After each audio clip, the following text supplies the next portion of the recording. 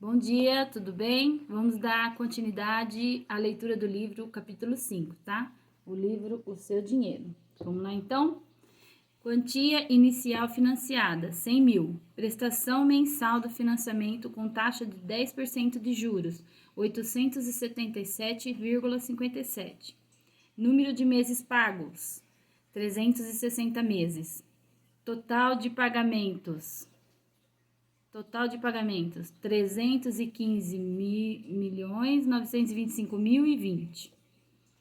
As dívidas também retiram o ânimo físico. Com frequência aumenta o estresse, o que contribui para uma fadiga mental, física e emocional. Podem inibir a criatividade e prejudicar os relacionamentos. Muitas pessoas criam seu padrão de vida através das dívidas, para mais tarde descobrirem que o fardo que elas impõem controla seu estilo de vida.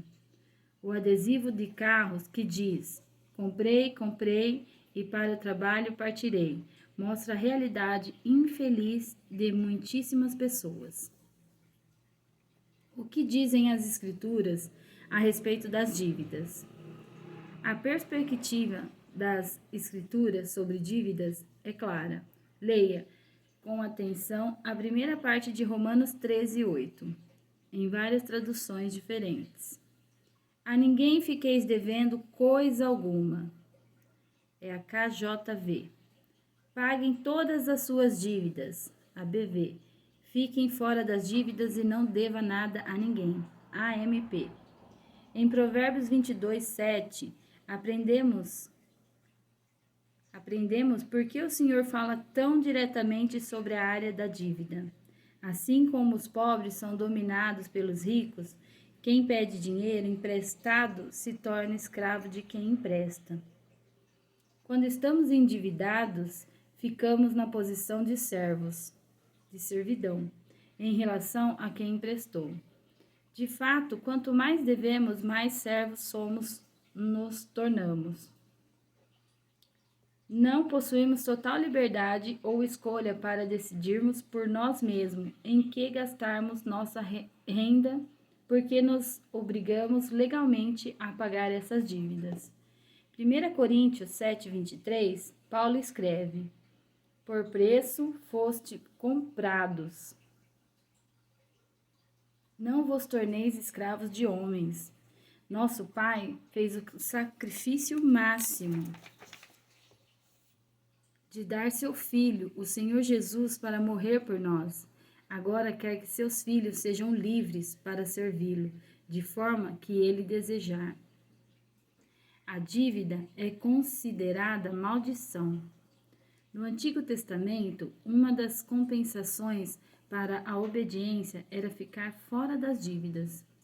Se atentamente ouvires a voz do Senhor teu Deus, tendo cuidado de guardar todos os seus mandamentos que hoje te ordeno, o Senhor teu Deus te exaltará sobre todas as nações da terra. Se ouvires a voz do Senhor teu Deus, virão sobre ti e te alcançarão todas essas bênçãos. Emprestará a muita gente, porém tu não tomarás emprestado. Deuteronômio 28, 1 e 2 e 12. Destaca acrescentando. Inversamente, o endividamento. Inversamente, o endividamento era uma das maldições infligidas pela desobediência.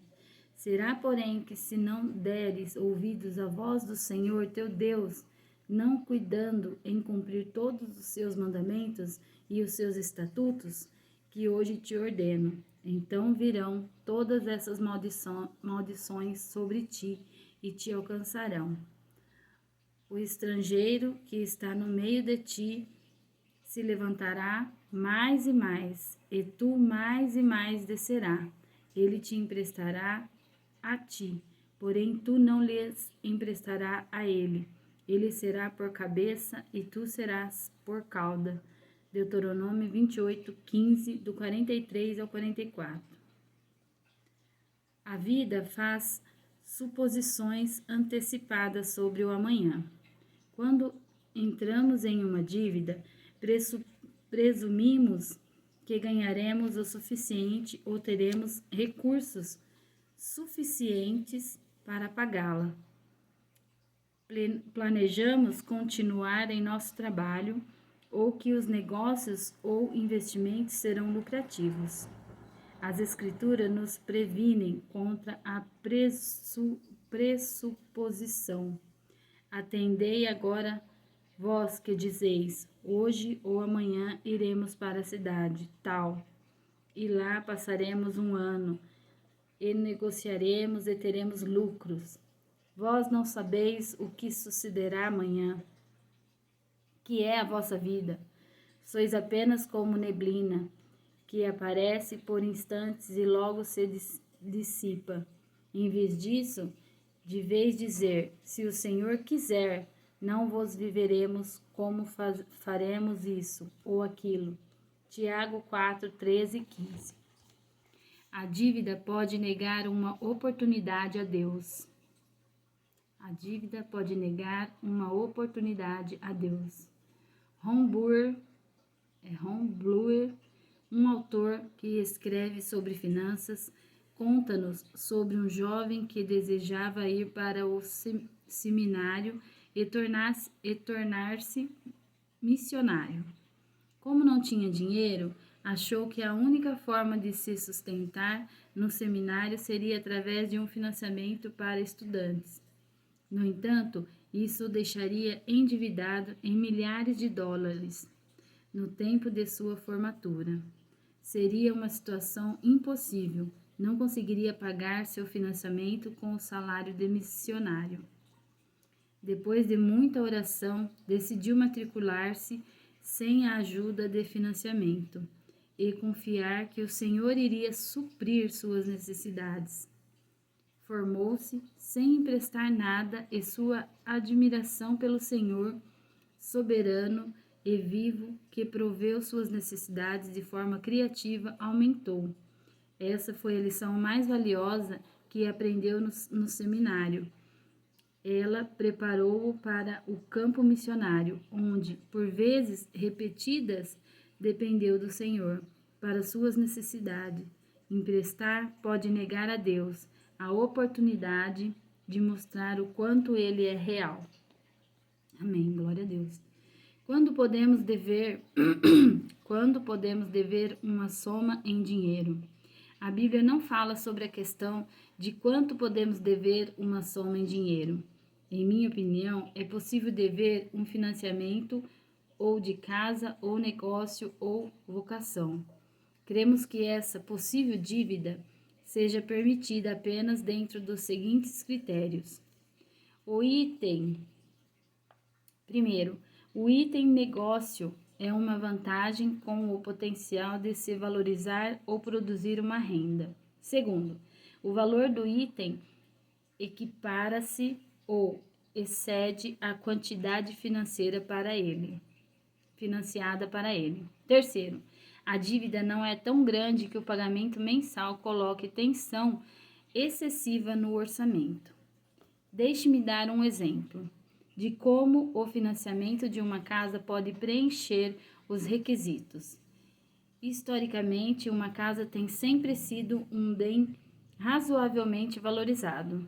Assim, satisfaz o primeiro critério. Em segundo lugar, se você investir uma quantidade razoável no sinal, pode ser possível vender a casa por um preço no mínimo suficiente para cobrir o financiamento, o que preenche o segundo requisito. E por último, a prestação mensal da casa não deve ser alta demais dentro do orçamento doméstico. Se você satisfizer todos os critérios e de fato contrair alguma dívida sensata, espero que estabeleça imediatamente o objetivo de eliminar até mesmo essa dívida.